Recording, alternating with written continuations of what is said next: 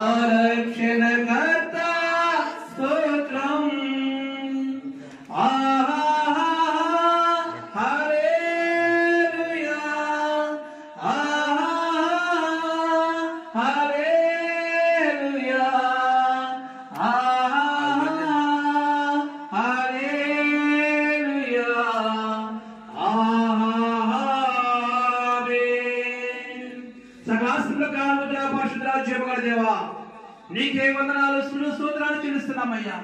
నీకు వాక్యం చేతును, ప్రార్థన చేతును, కీర్తన చేతులను ఆరాధిస్తూ దేవా మాకు ఇచ్చిన ప్రవేశ 2024 సంవత్సరం కృతజ్ఞతలు చెల్లిస్తున్నా ప్రభువా.